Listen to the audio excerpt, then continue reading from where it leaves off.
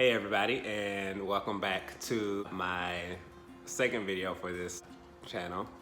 And I today wanted to come back and just talk about other little stuff.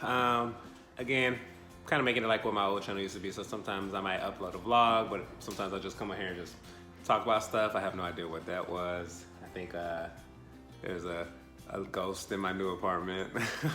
But we have moved in, everything is here, everything is settled, everyone's happy. As you can see, here's Miss Egypt, she's hanging out. Say hello, Egypt. Say hey. This is Egypt just hanging on the couch. But what I wanted to talk about today is a question that I've gotten from mostly like older family members and people from my old church back home in Florida.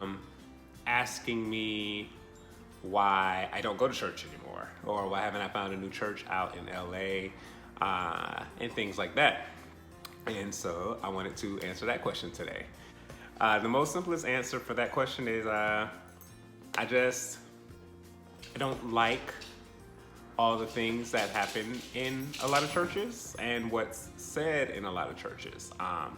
Now with that being said, I don't think like my beliefs and things like that have changed. Egypt, what are you doing? I still feel a spiritual connection. I still have my faith. I like the parts of church that I found to be important still. And there are still big parts of my life, and I feel like it's helping my life to still grow and go in the way that it is. However, I don't like to go to the actual just church building just because I feel like it's a very, the people there at a lot of churches are very contradicting people to me a lot of times. With that, the biggest examples I can see and say, and that's from me growing up in church, things like the video of this mom who's become a big debate of her beating her child in school because he was embarrassing her, acting a fool with the teacher, being very disruptive and unruly. All the parents there, a lot of people are commenting saying like, oh, she shouldn't have done that. She shouldn't have beat him down. You don't do that, and da-da-da. And literally half of the people who I hear say that and I see it, it's funny to me because I've seen so many other things that they've said in places where it's like, they've talked about things that are happening, and if my child was this way, I would beat the hell out of them. I would do this. If my child were to be this kind of person, I would beat them. If my child grew up gay, I would beat the gay out of them. Stuff like that I've heard. And again, this is not every person, so I'm not boxing everyone into one category. This is not every person in church. This is not everyone that I've heard say that. It's just a majority of the people who I've heard say it and who I've grown up to know are church people, and I don't like contradiction, of it. I feel like when it's convenient for you to have your feelings, you like to go one way or the other. It's never neutral. It never flows into the other side. It's just your way or no way. And I don't like that. I don't like listening to people give me advice who are like that.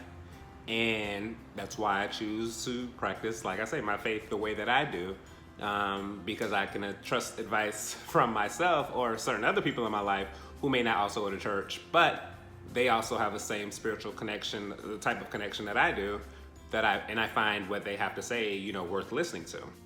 Again, it's a lot of contradiction. I think that to me, when I go to churches and then I hear them speak so illy of certain things and act certain ways, it's a turnoff for me. The biggest thing being, again, living the life that I live and being in LA and knowing the people that I know. One of the biggest things that churches and a lot of church people talk about are, being homosexual is a sin, and, people who are trans are going against God's wishes and stuff like that. You need to be born the way you are.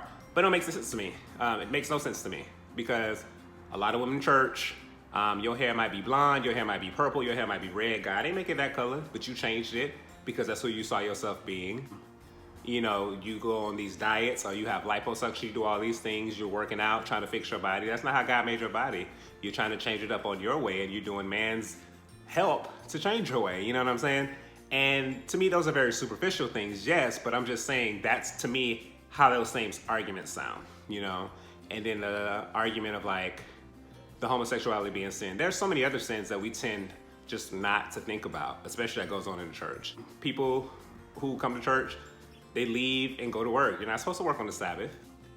You're not supposed to mix two different fabrics. And we know choir robes and the preacher robes and every other thing is made of all kind of material. You ain't supposed to mix those fabrics together.